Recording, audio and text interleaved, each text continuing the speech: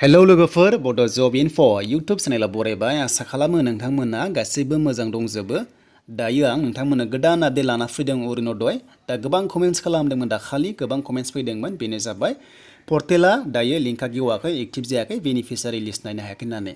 दा नंमारगौमोन दाखालि बावै बेखौ बन्द खालामदोंमोन माखासे जाहोननि थाखाय दायो गोदानै फैफिनबाय नोंथांमोना चेक खालामफिनदो। दायो एक्टिभ जाबाय लोगोफोर नोंथांमोना अफिसियेलि वेबसाइटआव थांनानै चेक खालामदो जे नोंनि लिस्टआ दंना गैया आरो बेयाव गोबां प्रब्लेम फैदों जे खायसे खायसे एलएसिआव मोननाय जायाखै रांखौ। दा खोथाया बेनो लोगोफोर एलएसि वाइस फैदों दा हमना ला उदालगुरियाव मेन उदालगुरियाव फैयाखै एलएसिआ माजबाद कालाइगाव फैदों। दा खायसे मोनदों खायसे मोनाखै बेनिखायनो नोंथांमोना धैर्य हमनांगोन मोनगोन लासैनो जेब्ला पर्टेलाव आपल'ड जायो अब्लासो हाबो नालाय स' बेखायनो जेब्ला सेप्तेम्बर 10 जागोन अब्ला नोंथांमोना जायफ्रा सेलेक्ट जाखाबाय सिगाङाव 830 मोनदोंमोन नाथाय बिनि सोलाय दायो गोदानै आपडेट फैबाय 1000 दानसेयाव मोनबाय थासिगोन होननानै बेखौ आरो आसाम केबिनेटआ पास खालामखाबाय लोगोफोर। दा नोंथांमोना मोनसिगोन 1000 दानसेयाव। स' बिदिब्ला जों थांनांगोन अफिसियेल वेबसाइटआव आरो नोंथाङा दासिमबो चेनेलाव साबस्क्राइब खालामाखैमोनब्ला खालामना लादो बेबायदि आपडेट मोनबाय थानो। स' बिदिब्ला जों थांसै अफिसियेल वेबसाइटआव अरुण'दयआव। दायो लोगोफोर आं फैबाय अफिसियेल वेबसाइटआव नोंथांमोनाबो होबानो जाबाय अरुण'दय.in होना हो। दाखालि बियो होब्लाबो ओंखाराखैमोन नाथाय दिनै ओंखारबाय नोंथांमोना चेक खालामनो हासिगोन लिस्टखौ नायफिननो हासिगोन जायफ्रा नायनो गोसो दङ। दा बिदिब्ला जों एसे गाहायाव बोख्लायदो एसे गाहायाव बोख्लायनानै नैबाव टटेल बेनिफिशियारिस बेयाव दङ बियो बारायगासिनो दङ डेट मिन्स नोंथांमोना लासै लासैनो मोनजोबगोन जेबो जिंगासिनांगौ गैया नाथाय लेट जागोन मानोना पर्टेलाव आपल'ड खालामनाया ड्राफ्ट लिस्टआ दासिमबो जायाखै जानांगौ बेखायनो मोनाखै। स' बिदिब्ला जोङो दानिया बेनिफिशियारि स्टेटास नायनोसै। दा जों बेखौ नायनोब्ला जोंनि भिउआव फैनांगौ बेनिफ्राय जुदि सोरबाफ्रा माबाफोर कमप्लेन दङबा नोंथांमोना होनो हायो आरो नैबाव नाथाय नोंथांमोना बेखौ जानला मोनला होनाङा माखासे साफिसियेन्ट प्रुफ थानांगोन अब्लासो एक्सेप्ट जागोन। थ' जों दायो भिउ स्टेटासाव थुना होनोसै बेनिफ्राय नायनोसै जों बेयाव थुबाय।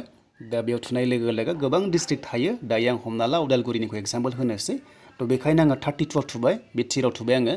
थिराव थुनाय लोगो लोगो दानिया नायदो जोंनियाव कालाइगाव आरो माजबाद दङ। दा जों उदालगुरि मेन उदालगुरि एलएसिआ फैयाखै नोंथांमोना नैबाव उदालगुरि नुनाय नङा एलएसि थ' नोंथांमोना नैबेखौ गोसोआव ला एलएसि थायो बियो हमना ला सासे माने एमएलए हमना ला गावनि एलएसि थायो थ' बेयाव हाबनाय जायाखै। दा जोंनिया हमना ला धोनस्रि आरो लोगोसे कालाइगाव थ' बेबायदि दङ आरो माजबाद आरो माजबाद। स' बिदिब्ला जोङो बेयाव लिस्टखौ नायनो हायो नोंनि डाइरेक्ट नामखौ होनानै नैबाव डाइरेक्ट नामखौ होनानै नोङो नैबे सार्चआव थुदो अब्ला नोंनि नामा फैगोन बेनिफ्राय नामा गोबां एखे थायो थ' बिदिब्ला जों मायाव नायनांगौ नोंथांमोना नैबे आइएफएससि क'डआव नाय बेनिफ्राय एलएससिखौ नाय बेनिफ्राय बेंक एकाउन्ट थायो हमना ला SBI Gramin bank central bank बिदि थायो अब्ला नोङो मिथिगोन बेनिफ्राय आरो बैसोखौबो मिथियो। दा नोंनि नामा जेनेबा एखेबा जों मा खालामनांगौ जोंनि बे थिराव थुनांगौ थ' बे थिराव थुदो अब्लानो नोंनि बैसो गामिया ओंखारो।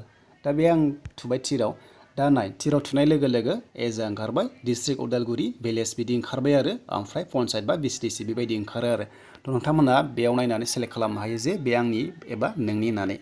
स' बिदिब्ला जों बेक थांनोसै बेक थांनाय लोगो लोगो नोंथांमोना जायखिजाया बाक्साखौ नायनोबा बाक्सायाव थुदो बेनिफ्राय बेयाव नायदो नै तामुलपुर साफागुरि भबानिपुर रङिया थ' बेबायदि बारामा ओंखारो आरो। थ' नोंथांमोना जाय दङ आसा खालाम नोंथांमोना नुबाय जानांगौ बेबायदि नायदो।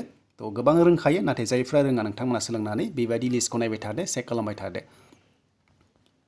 दानिया लोगोफोर नोंथांमोना मोजां मोनदोंमोन लाइक कमेन्ट शेयार आरो गोदानै फैदोंमोन चेनेलाव साबस्क्राइब खालामनानै लादो।